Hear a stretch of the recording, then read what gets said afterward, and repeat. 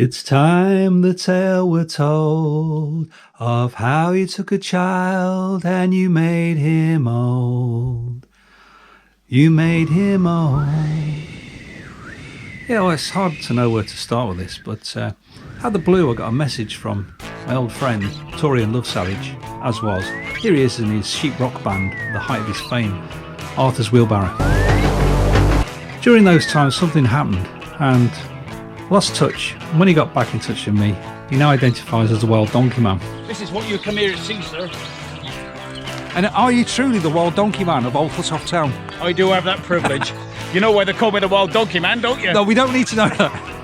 Which, you know, didn't surprise me too much. But apparently something happened during his ownership of the MZ.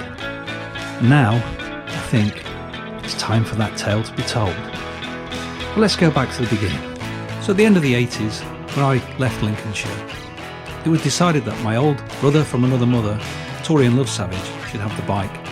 And he used it to comport himself public-wise around the villages and towns of Lincolnshire, gigging and moving about in any way that he considered necessary in those days.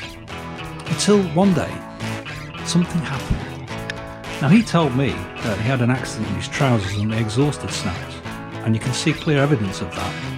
But I've always wondered what really happened. Now I think we can piece together the evidence, but only once the engine is out of this bike.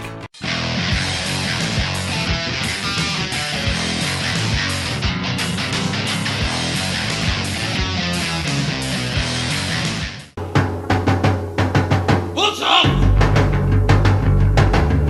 So when I got the bike back home, it was basically just a kit of parts and junk, but I spent a lovely summer putting it all back together again and eventually passed it some OT.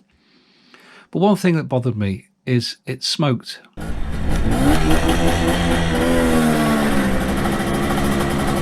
It smoked even more than anybody else from the 80s, and we all smoked back then. So reluctantly I decided there must be an issue with the engine, possibly the seals. After all, it had never been opened, so I decided to take it out, take it to an engine builder and have a quick refurb, or so I thought. There we go, got it ready for dismantling. I think the first job, remove the exhaust completely and see if I can move that sprocket forward enough to get the chain off that end.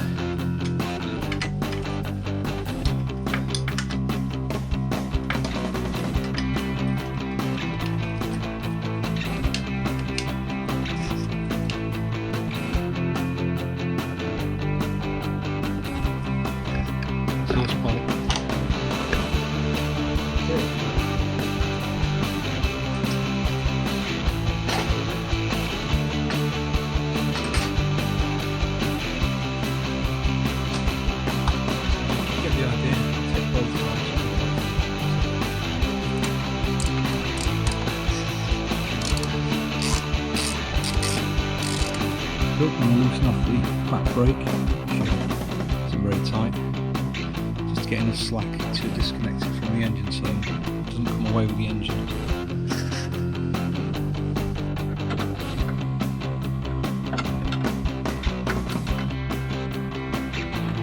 There we go, releases there.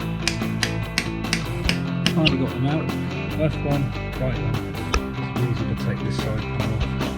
So, right, before we go any further, I think I should drop the gear oil, and since we only left it under that one, I'm not going to get it up, and then it all runs straight. Okay.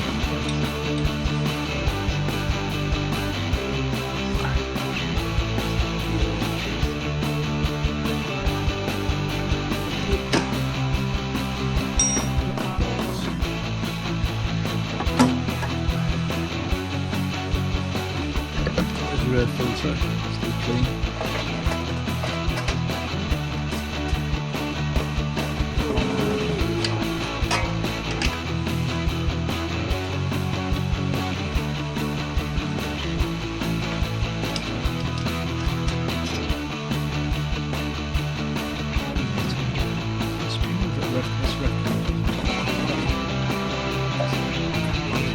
Come on,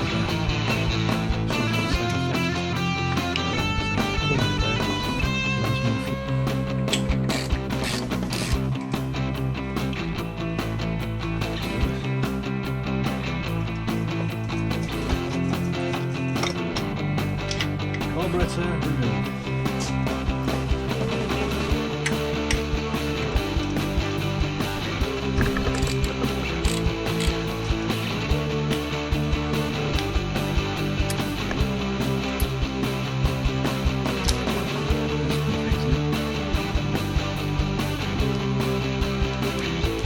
I'm hoping this engine gets rebuilt. I'm still going to block that off with some kitchen towel.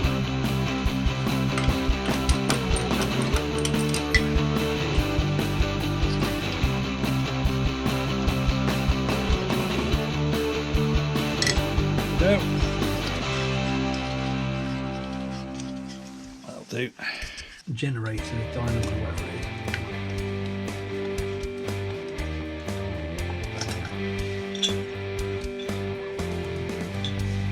Disconnect.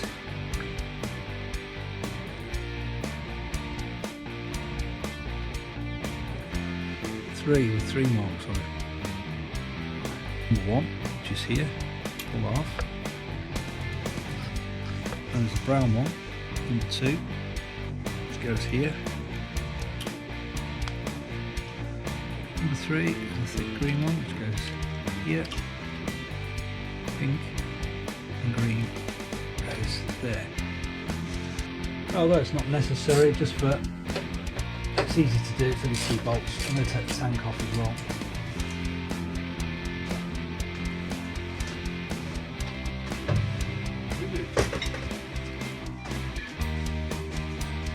Okay, so our engine is actually held in by 1 bolt there, 1 bolt there, and 1 bolt underneath there, which I can't see, but you might be able to see. Trickiest part of removing this engine will be disconnecting the chain and getting these chain covers off.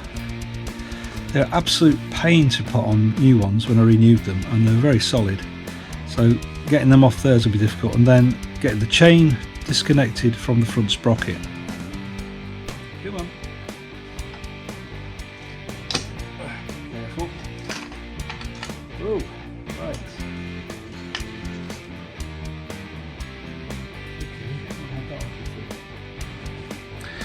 Well, it might have enough slack to get that chain off, hard to say. There's one engine bolt, there's the other engine bolt.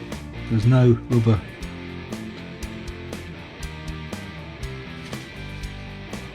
It takes me back. Right. So we slid the split link forward. Should be possible to get that off there now. You can split the chain. And put that back on there. So I don't lose it. Ask me how I know.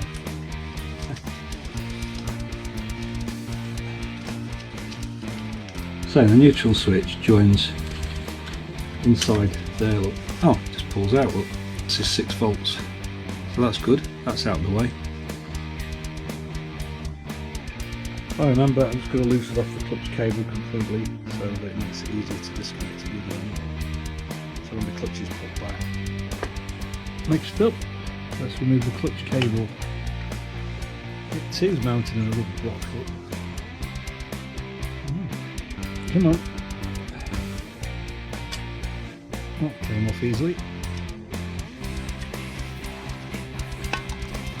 Right, so I'll leave that spring on. Okay, so if you can see the generator wires and the rear speedo drive both go underneath the engine. So the engine, this side's a 12, that side's a 13.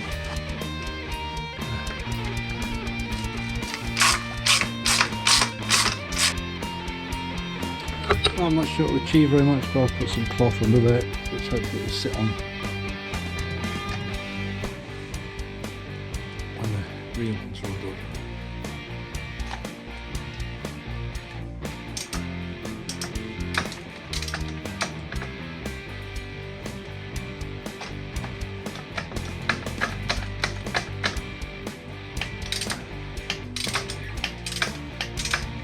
Oh, that's loose off. I'm amazed how loose they are actually. They're just... Especially wonder where's all the weight of the engine then? Is it on the bottom one? Oh dear. Okay, well I managed to get a spanner on the bottom there. So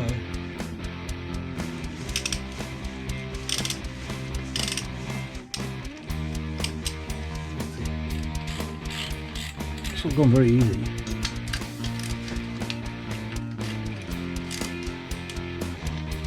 That's all there is to it. It's covered in copper slip, which has presumably been on there forever. That. And there.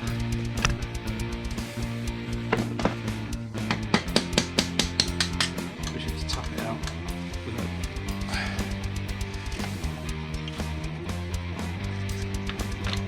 There you go, it's the top one. I had a second person that could have taken the weight with that screwdriver, but I don't know, I've managed it. As far as I can see, the engine is actually ready for moving. I think you're going to have to move it back to get to clear this, or at least lift that up. But I think I'll wait till I've got somebody to help me. Okay, so I removed the horn. Okay, so it's out. I couldn't video that because it was such a strain. I'm on my own. But the gist of it is you have to slide it back so that the front goes underneath there and comes out, and then you can sort of tilt it out. I suppose the back will reverse it in the same way. So there's the engine out of the frame.